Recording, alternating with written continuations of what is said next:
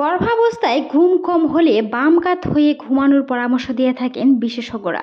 গর্ভাবস্থায় অনেক সময় ঘুম কম হয়ে থাকে, যেটি পরবর্তীতে ডেলিভারি কিংবা সিজারিয়ান অপারেশনে অনেক ধরনের সমস্যার সম্মুখীন হতে হয়।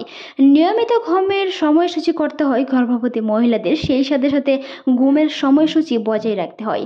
দিনের বেলায় কম ঘুমালে বা না ঘুমালে বালিশ ব্যবহার করে আরামদায়কভাবে বিছানা তৈরি করার কথাও বলেন বিশেষজ্ঞরা।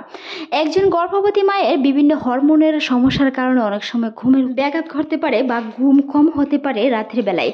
হরমোনের পরিবর্তনের মাধ্যমে শারীরিক অস্বস্তির কারণেও এমনটি হতে পারে। তাছাড়াও বিভিন্ন সময় মর্নিং সিকনেস, বমি বমি ভাব, বুক জ্বালা পোড়া থেকে শুরু করে হালকা চিনচিন তলপেটে ব্যথা থেকেও এরকমটা হতে পারে।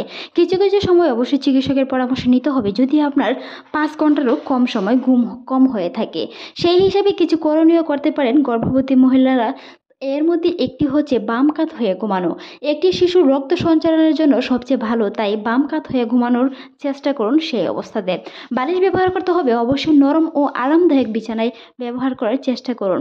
আরামদায়ক ঘুমের জন্য বালিশ ব্যবহার করতে পারেন, পেটের নিচে দিতে পারেন, তাছাড়াও পায়ের মাঝে বা পিঠের পেছনে বালিশ রেখে আরামদায়ক অবস্থান তৈরি করতে পারেন। তবে পেটের নিচে বালিশ দেওয়ার পর চাপ যেন সৃষ্টি না হয় সেই বিষয়টা অবশ্যই খেয়াল রাখতে হবে। নরম ও আরামদায়ক বিছানায় ঘুমানোর চেষ্টা করুন।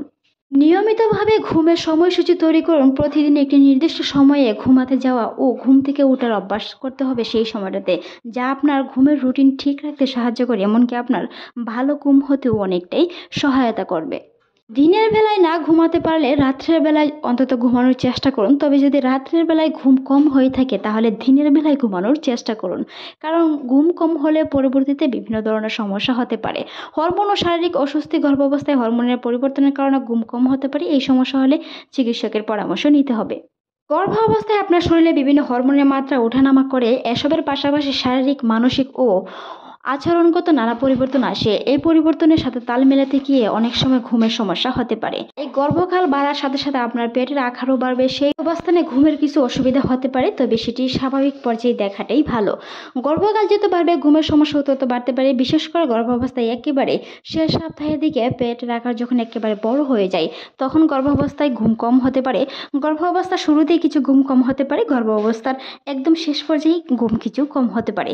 সেই সময়টাতে শারীরিক এবং মানসিক বিভিন্ন ধরনের দুশ্চিন্তায় ভোগেন গর্ভবতী মায়েরা। সেই সময় বিভিন্ন ধরনের চিন্তা, স্ট্রেস থেকে শুরু করে বিভিন্ন ধরনের সমস্যায় পড়ে থাকেন। তাই দুশ্চিন্তা করা যাবে না। গর্ভকালের সময় অবশ্যই সুচিন্তা করার চেষ্টা করুন, যেটি আপনার ঘুম এবং শারীরিক দিকে ঠিক রাখার অনেকটাই হেল্প করবে।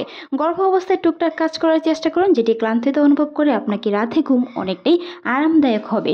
সেই সাথে চা, কফি অন্ততপক্ষে ঘুমের 2 ঘন্টা আগে এড়িয়ে চলার চেষ্টা করুন, যেটি আপনার ভালো ঘুম হতে সহায়তা করবে। সেই সাথে সাথে ঘরের কাজে অ্যাক্টিভ থাকুন, যেটি আপনার ক্লান্ততা অনুভব করে রাতে ঘুম অনেকটাই আরামদায়ক হবে। রাতের খাবার অন্ততপক্ষে 2 ঘন্টা আগে শেষ করুন, যেটি আপনার ঘুমের জন্য ভালো। চা, কফি অবশ্যই 2 ঘন্টা আগে এড়িয়ে চলতে হবে। তবে স্রাবের কারণে যেন ঘুমের ব্যাঘাত না করে, তাই সন্ধ্যার পরে পানি কম পান করার চেষ্টা করুন। ভিডিওটি এই পর্যন্তই। ভালো লাগলে সাবস্ক্রাইব করুন। সেই সাথে এতক্ষণ দেখার জন্য ধন্যবাদ।